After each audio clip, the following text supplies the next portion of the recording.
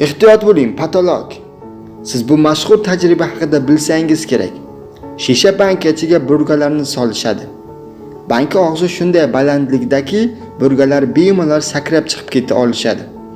Ayrim omadlilar sakrab chiqib ketishga ulgurishadi ham. Ammo keyin banka og'zini oyna bilan yopib qo'yishadi. Dastlabki burgalar qopqondan chiqib ketish uchun avvalgidek, ya'ni baland sakrashadi. Ammo oynaga urilib qaytishadi va tez orada ular xulosa qilishadi. Bunday qilish yaramaydi. Va bu xulosaga ergashishadi. Burgalar o'ziga og'riq keltirmaslik uchun qopqoqqa urilmaydigan darajada sakrashadi. Qisqasi, shunchaki sakrashadi.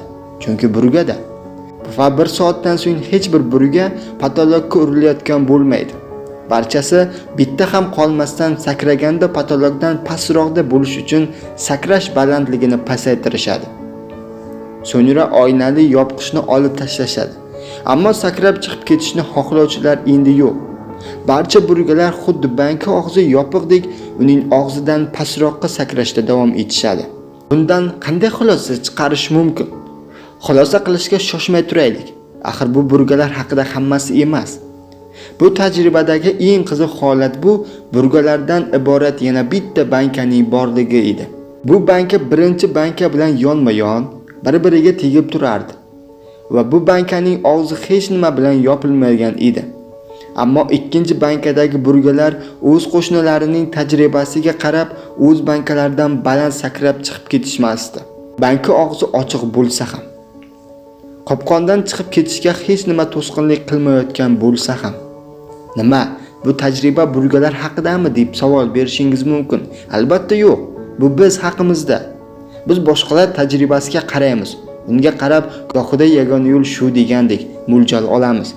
Va butkul jiddiy holda agar kimdadir nimadir o'xshamagan bo'lsa, demak albatta shak shubhasiz bizda ham o'xshamaydi deb hisoblaymiz. Va bu o'sha ehtiyot bo'ling patolog insoniyatning eng katta muammosidir. Psixologlar shunday deb hisoblashadi. Axir biz insonlar o'z-o'ziga yo'q patologlarni qo'yib olgach, bu patologlar uning hayotining qaysi jihatda bo'lishini esa umuman ahamiyati yo'q. U inson bilan nimadir sodir bo'lishini yaxshi bilamiz. Biror marta og'zimiz kuygan bo'lsa ham mayli edi, lekin unday emas. Ko'pchilik insonlar boshqalarga qarab, o'zgalarning tajribasiga qarab, o'ziga patolog qo'yib olishadi. O'z tajribalariga ega bo'lish uchun harakat ham qilib ko'rishmaydi. Shuning uchun ham klinik kartinka mana shunday g'amgin. Juda kamgina insonlar nima bo'layotganini o'zlari tushuna olish qobiliyatiga ega. Ko'pchilik esa fikr qilmasdan, tekshirmasdan takrorlashadi.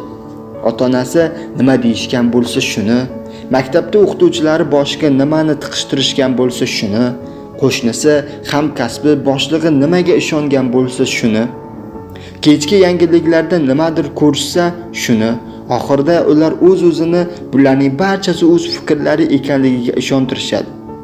Va bu fikrlarga qarshi chiqishda ularni jon-jahlari bilan himoya ham qilishadi.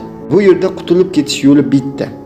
Dunyoni senga qanday ko'rsatishni istashayotgan bo'lsa, shunday emas, balki dunyo aslida qanday bo'lsa, shundayligicha ko'rishni xohlash. Buning uchun esa soyalardan qo'rqishni bas qiling. Tatib ko'ring, sinab ko'ring, ma'lumotlar to'plang va faqat o'z tajribangizga ishoning. Ammo bularni gapirish oson. Agar mening patologlarni olish bo'yicha professional muvaffaqiyatlarim haqida so'rasangiz, ular quyidagilardir. Bor yo'g'i 10 tadan 2 kishi o'z shaxsiy patologlaridan xalos bo'lishadi. Qolganlar esa o'z shisha bankalari ichida qolishni ma'qul ko'rishadi. Shunga qaramasdan men 10 tadan 2 bu a'lo natija deb hisoblayman. Chunki 100 ta ichidan 20 kishi haqiqatan ham erkin bo'lishadi. Va buning oqibatida nafaqat ularning o'zlariga hamma jihatdan yaxshi va shokoladdek bo'ladi, balki uning atrofidagilariga ham yaxshi. Shuning uchun iltimos, o'z ustingizdagi barcha patologlarni sindirib tashlang. Axir buning uchun bor yo'g'i qilinadigan ish bu patologlar haqiqiy emasligiga shunchaki tan olishdir. Xolos, bu haqida o'ylab ko'ring. Marta Nikolayevna Garinaning maqolasi asosida tayyorlandi. Rahmat, xayr, salomat bo'ling. Video sizga yoqqan bo'lsa, like bosing.